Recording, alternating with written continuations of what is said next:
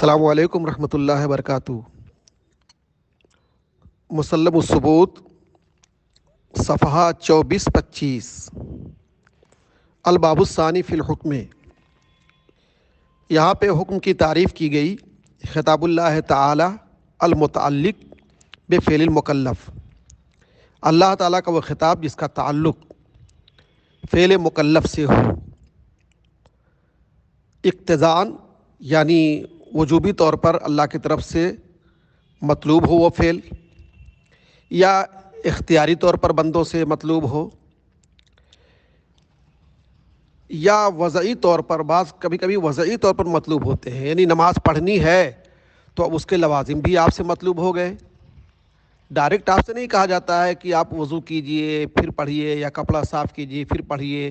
آپ سے کہا گیا نماز پڑھو، تو نماز کے جو لوازم ہیں، جو شرائط ہیں، وہ بھی اس میں داخل ہو جاتے ہیں مطلوب میں۔ تو اس لیے بعض لوگوں نے اسی کو داخل کرنے کے لیے وضعاً کی قید لگایا، یعنی خطاب اللہ تعالی المتعلق بفعل المکلف اقتضاءً اے طلباً حتمیاً او تخییراً، او وضعاً بھی بعض لوگوں نے بڑھایا۔ تو یہ تعریف ہو گئی۔ اس تعریف پر چند تنقیدیں ہیں، کل 4 تنقیدیں یہاں پر پیش کی گئی ہیں اور سب کا جواب دیا گیا ہے۔ نمبر 1 تھی کہ تعریف جامع نہیں ہے، احکام وضعیہ نکل جائیں گے۔ احکام وضعیہ سے مراد، آپ نے نماز کا کسی کو حکم دیا تو گویا آپ نے وضو کا بھی حکم دے دیا، آپ نے کسی کو نماز کا حکم دے دیا تو اسی کے ضمن میں گویا آپ نے کپڑا جگہ کے پاک رہنے کا بھی حکم دے دیا، اور یہ بھی آپ نے حکم لگا دیا کہ وقت کی رعایت سے نمازیں ادا کرنا ہے۔ تو اسی لیے بعض لوگوں نے اس میں وضعاً کی قید بڑھا دیا، اور لہٰذا یہ تو جواب ہو گیا، تعریف جامع ہو گئی۔ اب صاحب احکام وضعیہ نہیں نکلیں گے، وہ بھی داخل ہو جائیں گے۔ دوسری ایک تنقید یہ ہے کہ کلام خطاب اللہ نام ہے کلام نفسی قدیم کا، یہ اللہ تعالیٰ کی صفت ہے، تو حکم تو حادث ہوتا ہے، حکم حادث نہیں ہوتا، بلکہ حکم کا جو تعلق ہوتا ہے بندوں سے وہ حادث ہوتا ہے۔ حکم کیسے حادث ہوگا؟ حکم تو اللہ تعالیٰ کی صفت ہوگا، حکم شرعی۔ تو غلط فہمی ہے معتزلہ کو کہ حکم حادث ہے، حکم حادث نہیں ہے، بلکہ حکم کا جو تعلق بندوں سے ہوتا ہے، ظاہر سی بات ہے کوئی حکم شرعی ہوگا تو وہ بندہ جیسے جیسے بالغ ہو جاتا جائے گا تعلق بنتا جائے گا۔ حکم شرعی تو آلریڈی رہتا ہی ہے، جیسے اقیم الصلاۃ کا حکم آلریڈی ہے، لیکن اس کا تعلق بنتا رہتا ہے بندوں سے جیسے جیسے بندے بالغ ہوتے جاتے ہیں، مکلف ہوتے جاتے ہیں۔ تیسرا یہ ہے کہ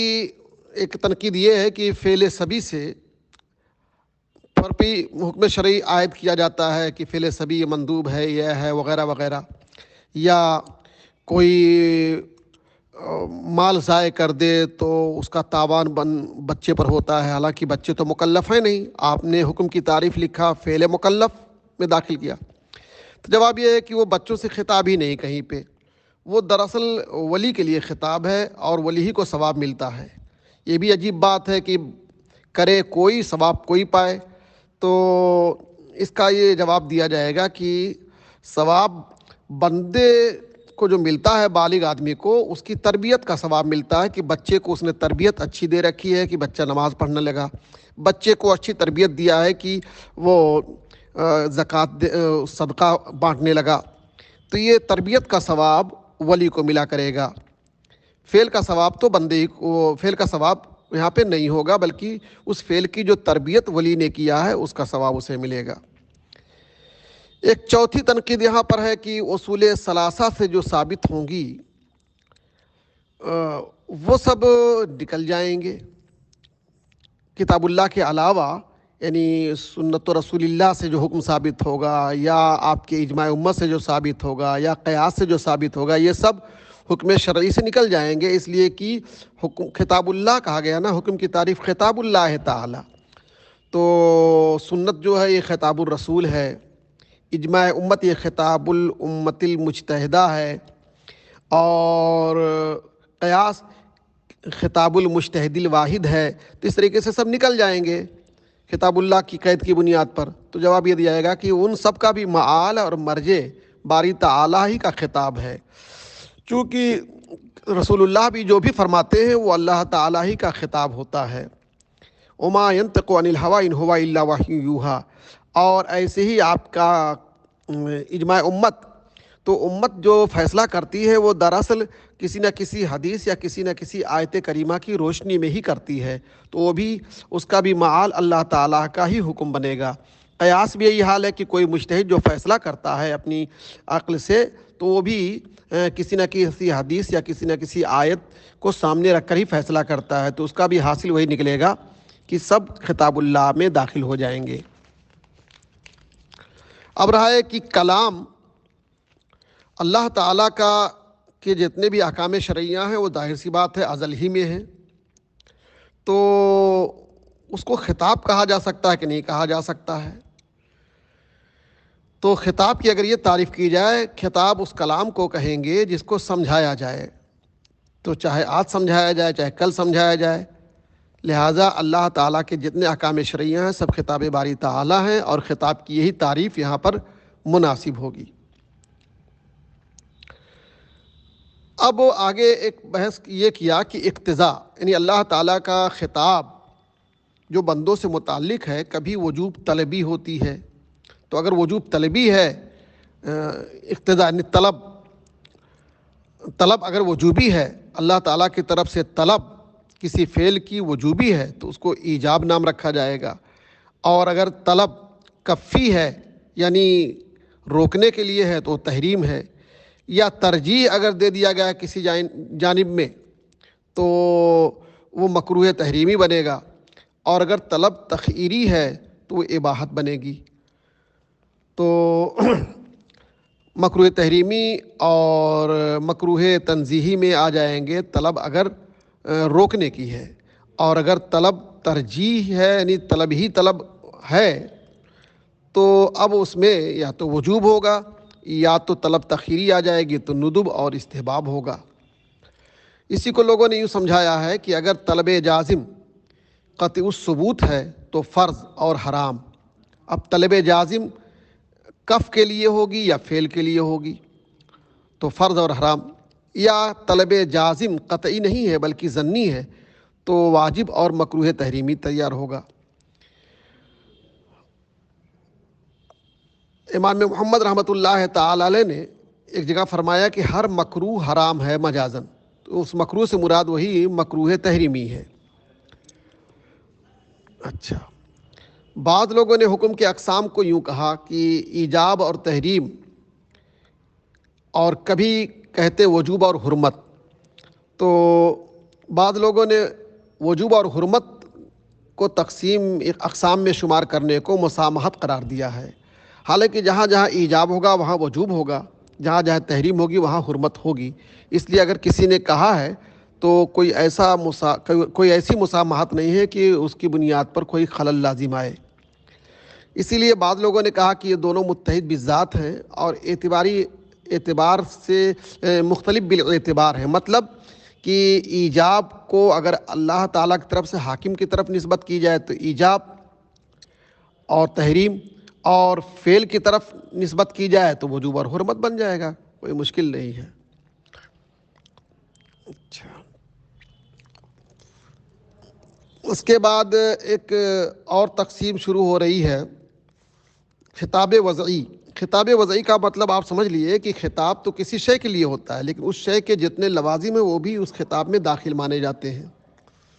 میں نے سمجھایا کہ نماز کا حکم دیا گیا تو نماز کے جو لوازم ہوں گے، جو شرائط ہوں گے وہ بھی داخل ہوں گے، اسی کو خطاب وضعی کہا جائے گا، یعنی ڈائریکٹ اس کے لیے خطاب نہیں ہوتا ہے، انڈائریکٹلی خطاب ہو جاتا ہے۔ تو کبھی وصف بالسببیت کا حکم ہوتا ہے، اس کو استقراء تتبع اور تلاش کے بعد وقتیہ میں یعنی وقت کی بھی رعایت کرنا ہوگی، اور جیسے سورج کے زوال کا نماز کے وجوب کے لیے فیصلہ کہ جب سورج زائل اور زوال پذیر ہو جائے تو نماز ظہر ادا کریں آپ، اقیم الصلاۃ لدلوک الشمس، اور معنویہ بھی کبھی کبھی سبب ہوتا ہے، جیسے اسکار للتحریم، جہاں اسکار وہاں تحریم ہوگی، اور کبھی وہ معنی ہوتا ہے حکم کے لیے، جیسے ابوت حکم قصاص میں باپ ہونا حکم قصاص کے لیے معنی ہوگا، یا کبھی سبب بنے گا حکم شرعی کے لیے، جیسے دین زکوٰۃ میں دین یہ کیا ہوگا کہ مانع ہوگا وجوب زکوٰۃ کے لیے، اور کبھی حکم کے لیے شرط بنے گا، جیسے قدرت مبی کو تسلیم کرنے پر قدرت ہوگی تبھی وہ بیع وجود میں آئے گی، یا سبب بنے گا جیسے طہارت نماز میں۔